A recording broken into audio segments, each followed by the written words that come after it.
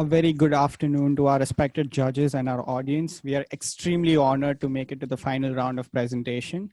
So when we first started working on this problem and on our business plan, we had some very heated arguments among our team members when it came to selecting a marginalized community. We thought about African Americans, we thought about Native Indians, we thought about the veterans, we thought about the specially abled communities. But then we realized that all these communities, at large, they do receive support, and the society at large is quite open-minded when giving them opportunities to all these communities. So at that point, we tried to put ourselves in Televerde's shoes and understand why Televerde chose to serve convicts. It clicked to us, and we thought about serving people with substance abuse history and who have come out of the rehabilitation centers. So just like convicts, even this community does not receive support in the society. Also, this community is representative of other marginalized communities as well. About 13% of this community is the Native Americans. About 7% of this community comprises of African Americans. Also, 8% of the US population has some form of substance abuse history attached with themselves. And this results in an economic loss, which is pegged at around $760 billion.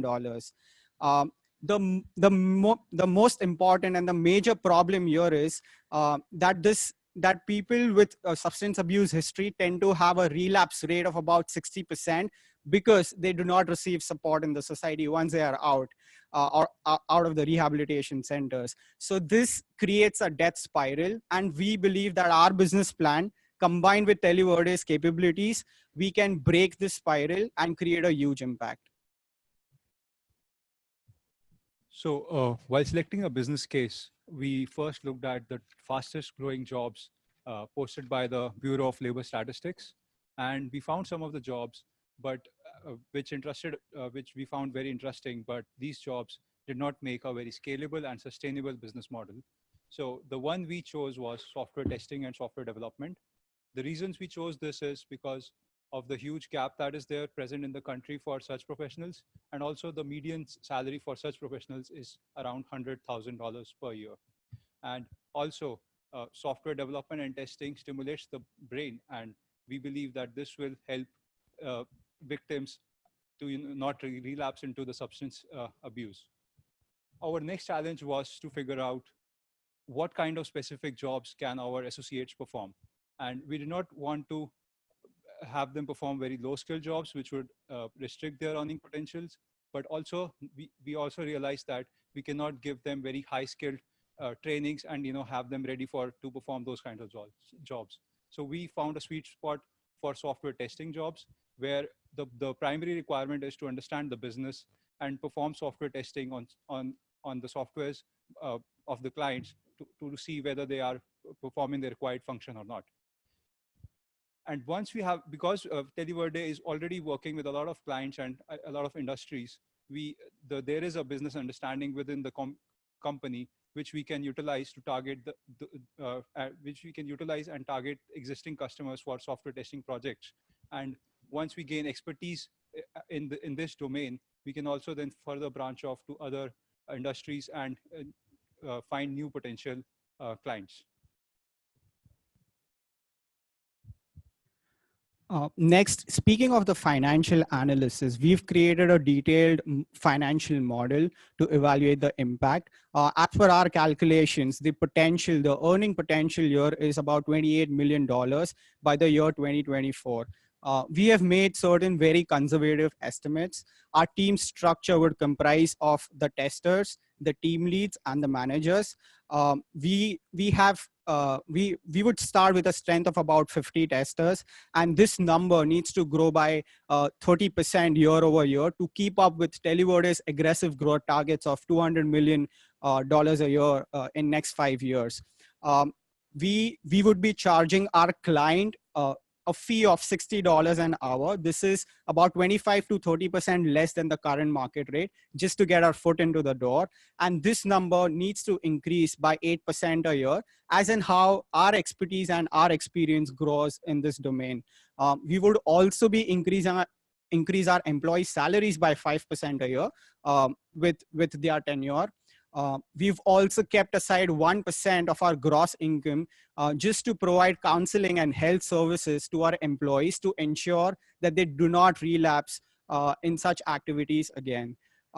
Speaking of the impact on stakeholders, our model shows that we can create value worth $33 million for our clients. For the government, we can produce taxes worth $3 million, and our employees, the victims, have earning potential of $47,000 a year. Also, there are 14,000 rehabilitation centers across US. So meaning that this model can be replicated across United States, and it can also be taken to international locations. So how are we going to take this highly impactful product into the market, gain expertise, create a loyal customer base, and impact all the stakeholders associated with us? The product, in the sense, is the software testing services we are going to provide to our clients. We named it to keep it in terms of industry standards. So we suggest subdividing the segments into two. One segment is the existing customers, and the other segment is the new customers of Televerde. So existing customers are the existing customers for the marketing support services that Televerde provides. So to these customers, we will be cross-selling our product. We will be pitching this product as an add-on with a value proposition that this Televerde is a one-stop service solution provider for their marketing and software testing needs. And the second value proposition is that this is a cost saving service for them, because initially we will be charging 25 to 30% lower than the market rate. For the new customers, we will be adding this as a product bundling and pitching it as a cost saver for them compared to the traditional services out in the market. And to the existing customers, we will be utilizing our existing customer relationship team to promote our product to these customers. And for the new customers, we'll be training and utilizing our sales team to pitch our product to the new customers. For pricing, we'll be setting a range of $45 to $65 based on the skill needs for the services we are providing. How are we strategically implementing this product? Initially, we don't have expertise in the domain, so we might feel like we won't get customers. So how are we going to address that?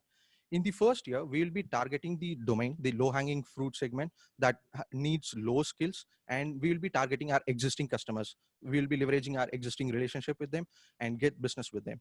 Once we develop expertise in the domain, we will be moving on to new customers in the same industry and gain expertise for the whole industry.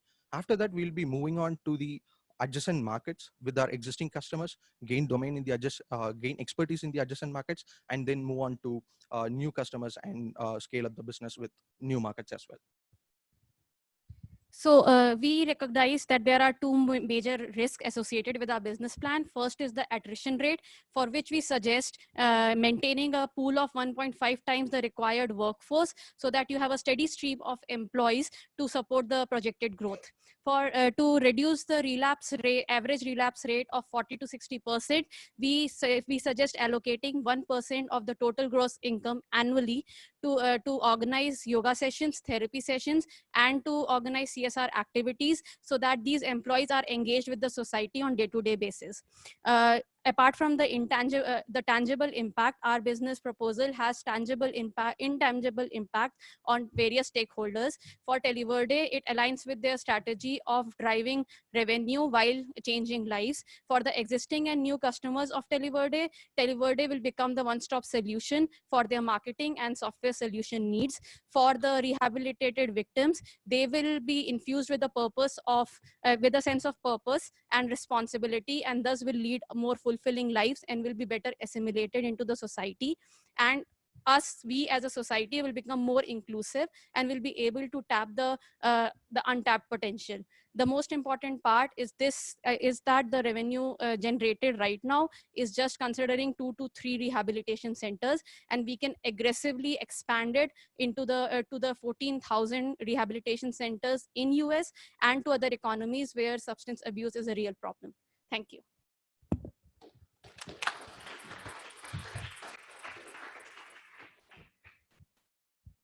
Thank you.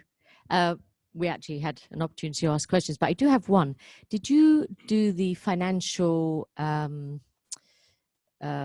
planning for the sort of loss associated with a 1.5 times employee pool against the cost per hour?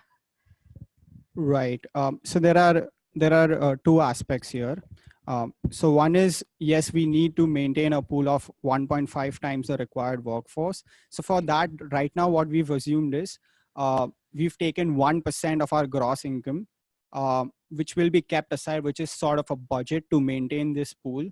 And when we want to maintain this pool, and when it comes to training these employees, we also have kept our 1% aside for that purpose, and we would also be collaborating with a lot of volunteer groups. So as I mentioned before, my friend who works for Google, he runs a lot of volunteer groups, and they, out of charity, they spend hours to especially train people from marginalized communities and undergrads into such skills. So by doing a combination of those two, we'll be keeping the cost low as well as make sure that we have a constant flow of employees. I'm still trying to understand the real market of the companies we're going after. And most of this work, as I understand, is being done offshore because it's cheaper labor. Earlier you talked, there's some work being done here in the US for some certain reasons. And I just, for somebody who's looking to buy this service, you've got to chart, you're charging 25% less than the going rate, but I'm not quite sure how that relates to cheaper labor, and somehow you've got to be competitive here. It's easy to say 25% less, but I'm just not sure how the business model hangs together with your main competition is offshore, but there's how are you going to compete here versus where the majority of this work is really being done? Got it. Thank you for the question.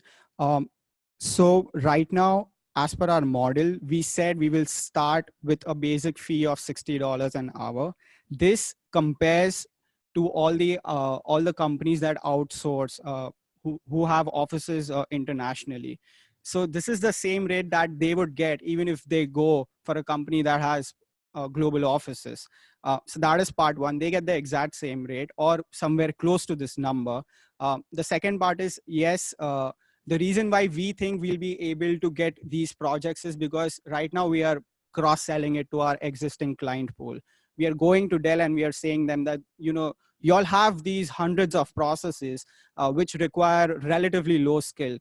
Just start with basic processes with very few processes. That is why we say our initial headcount is going to be very low. We gain some expertise, we gain their confidence, and then scale it up. But when it comes to revenues, to your point, it's the same rate that they would get even from other companies. Okay.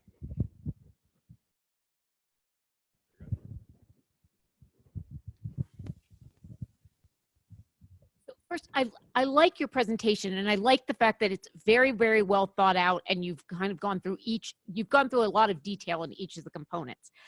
However, if you're working with people who have come out of substance abuse or coming out of a treatment environment, the relapse rate is probably closer to 80%. And you're most likely going to have some relapse.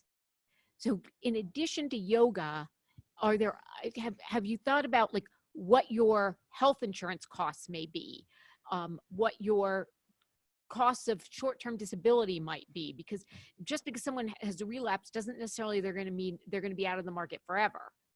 But you are going to be dealing with a different cost structure than with another population because you're dealing with a medical condition.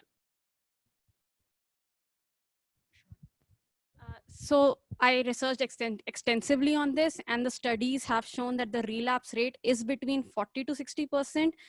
Like that's what the research has shown. And this relapse rate is very close to other diseases like asthma or other, like it's like any other kind of disease which your employee might face.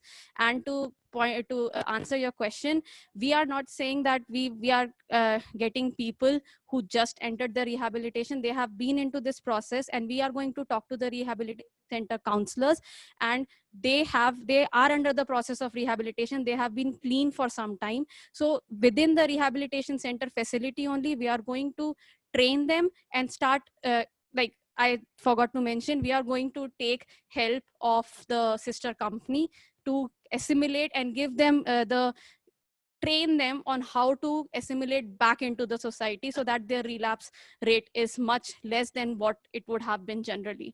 So we have like the health insurance and all will be same as what Televerde has to give once a convict comes out of the jail. So that cost is going to be constant. But since we are giving them these kind of therapy and using the sister company to assimilate them back into the society, empowering them, the relapse rate is going to be much lower. That's what we feel, because we are taking the services.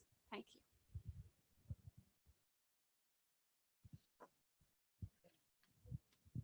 Thank you very much. Thank you.